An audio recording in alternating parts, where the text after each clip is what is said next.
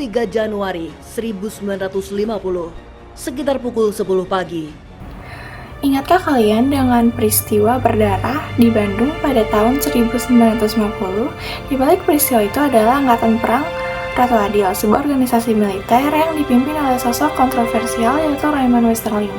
APRA berusaha mempertahankan sistem federal dan melawan pembentukan negara kesatuan. Angkatan Perang Ratu Adil atau APRA adalah milisi pro-Belanda dan tentara swasta yang dibentuk setelah Revolusi Nasional Indonesia. Didirikan oleh mantan Kapten KNIL Raymond Westerling setelah demobilisasi pada tanggal 15 Januari 1949. Nama milisi ini diambil dari sebuah bagian dari Kitab Ramalan Jayabaya pada abad pertengahan yang menubuatkan kedatangan Ratu Adil yang berasal dari keturunan Turki dan datang untuk menyelamatkan rakyat Jawa serta menegakkan perdamaian dan keadilan. Dengan latar belakang keturunan Turki, Westerling menggunakan mitos Ratu Adil untuk menarik simpati masyarakat. Pada tanggal 23 Januari 1950, APRA melancarkan serangan mendadak ke Bandung dan menewaskan puluhan anggota TNI. Tujuan utama mereka adalah untuk melumpuhkan kekuatan militer di Bandung dan menciptakan kekacauan untuk menggagalkan pembentukan negara kesatuan. Westerling mengaku berjuang untuk mempertahankan negara-negara bagian dalam Republik Indonesia Serikat melawan apa yang ia anggap sebagai negara kesatuan Republik Indonesia yang didominasi oleh orang Jawa yang dipimpin oleh Soekarno dan Hatta. APRA direkrut dari beberapa faksi anti-republik termasuk mantan gerilyawan Republik, Pejuang Darul Islam, Ambon, Melayu, Minahasa, KNIL yang telah didemobilisasi, Korps Speciale Troepen, dan Angkatan Darat Kerajaan Belanda. Pada tahun 1950, APRA telah berevolusi dari serangkaian unit pertahanan diri di pedesaan menjadi pasukan tempur berkekuatan 2.000 orang. Tidak senang dengan pengaruh pemerintahan Soekarno yang semakin besar, Westerling bersekongkol dengan Sultan Hamid II dari Pontianak yang federalis untuk melancarkan kudeta pada Januari 1950. Pada tanggal 23 Januari 1950, APRA meluncurkan kudeta menentang pemerintah Republik Indonesia. Walaupun milisi ini berhasil untuk sementara menduduki Bandung, mereka gagal untuk menduduki Jakarta dan Blora. Mereka telah merencanakan untuk mengulikkan kabinet RIS dan membunuh beberapa tokoh Republik terkemuka, termasuk Menteri Pertahanan Sultan Hamengkubuwana IX dan Sekretaris Jenderal Ali Budiarjo. Kegagalan kudeta ini menyebabkan adanya demoralisasi anggota milisi terhadap Westerling dan terpaksa melarikan diri ke Belanda. Tanpa pemimpin yang kuat, APRA akhirnya berhenti berfungsi pada Februari 1950. Tindakan APRA tersebut pada akhirnya menyebabkan penahanan Sultan Hamid II dan justru mempercepat pembubaran Republik Indonesia Serikat pada tanggal 17 Agustus 1950, mengubah Indonesia menjadi negara kesatuan yang didominasi oleh pemerintahan pusat di Jakarta.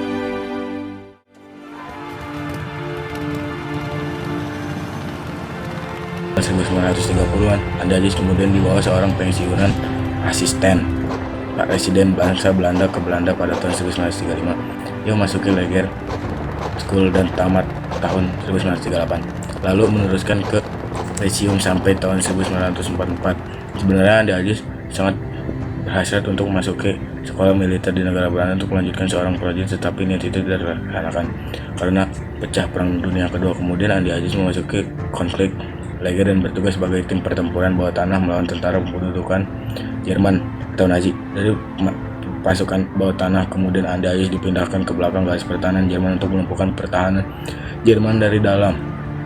Karena di Eropa kedudukan sekutu semakin terjepit, maka secara diam-diam Andi Agis dengan kelompoknya menyeberang ke Inggris, paling aman dari Jerman. Walaupun sebelum 1944 sering mendapat kiriman bom Jerman dari udara.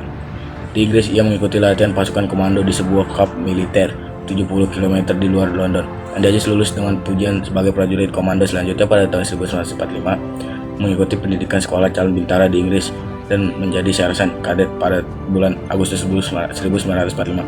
Karena sedang dalam usaha mengalahkan Jepang di Front Timur, mereka memerlukan anggota tentara yang dapat berbahasa Indonesia. Maka Andi Abdul Aziz kemudian ditempatkan di Komando Perang Sekutu India, berpindah-pindah ke Kolombo dan akhirnya ke Kalkuta dengan pangkat sersan. Seperti Halim Perdana Kusuma, Andi Aziz juga orang Indonesia yang ikut serta dalam Perang Dunia Kedua di front Barat Eropa. Pada tanggal 19 Januari 1946, satuannya mendarat di Jawa atau Jakarta. Waktu itu ia menjabat Komandan Regu, kemudian bertugas di Cilincing. Pada tahun 1947, mendapat kesempatan cuti panjang ke Makassar dan mengakhiri dinas militer. Setelah itu, kembali ke Jakarta dan mengikuti pendidikan kepolisian di Menteng Pulo. Pertengahan 1947, ia dipanggil lagi masuk ke NIL dan diberi pangkat Letnan 2. Pasukan dari Kompi yang dipimpinnya itu bukan pasukan sembarangan karena kemampuannya tempur pasukan di atas standar pasukan reguler Belanda dan juga TNI. Pada saat itu, daerah Cimahi adalah daerah di mana banyak prajurit Belanda dilatih untuk persiapan agresi. Militer Belanda 2 ditempatkan setidaknya ada 2 macam pasukan khusus Belanda yang dilatih. Pasukan komando baris hijau, pasukan penerjun baret merah. Andi Aziz kemudian melatih pasukan komando sesuai pengalaman di front Eropa. Pasukan Andi Aziz ini akhirnya menjadi salah satu punggung pasukan pemberontakan April selama bulan April sampai Agustus di Makassar, di samping pasukan Belanda lain yang disersi dan tidak terkendali. Seperti yang terjadi dalam pemberontakan APRA Austria yang terlalu mengandalkan pasukan khusus Belanda Regiment Special Troepen yang pernah dilatih oleh Sterling. Maka dalam pemberontakan Andi Aziz hampir semua unsur pasukan terlibat, terutama kendal dan pasukan komando.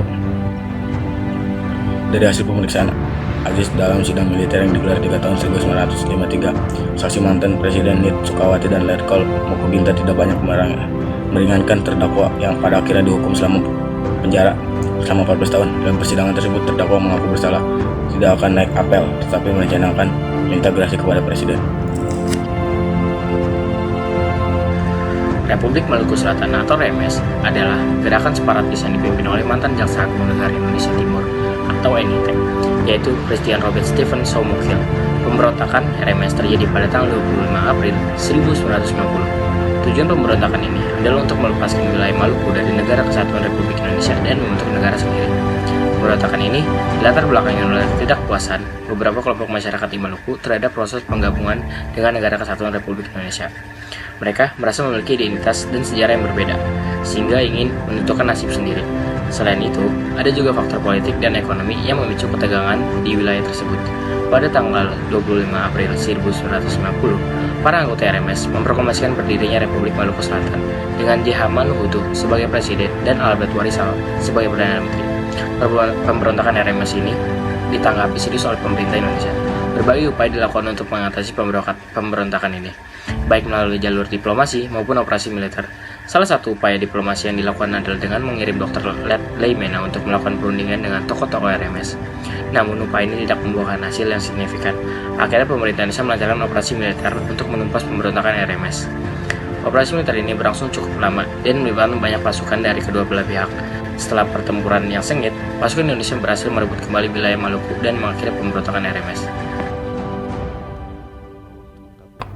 Nah, ketiga peristiwa ini menunjukkan betapa rapuhnya persatuan Indonesia di awal-awal kemerdekaan. Berbagai kepentingan kelompok dan daerah berusaha menggoyahkan fondasi negara kita. Namun, dengan semangat kebangsaan yang tinggi, pemerintah dan rakyat Indonesia berhasil mengatasi tantangan tersebut. Mari kita jadikan sejarah sebagai pelajaran berharga agar kejadian serupa tidak terulang kembali. I won't crucify the things you do.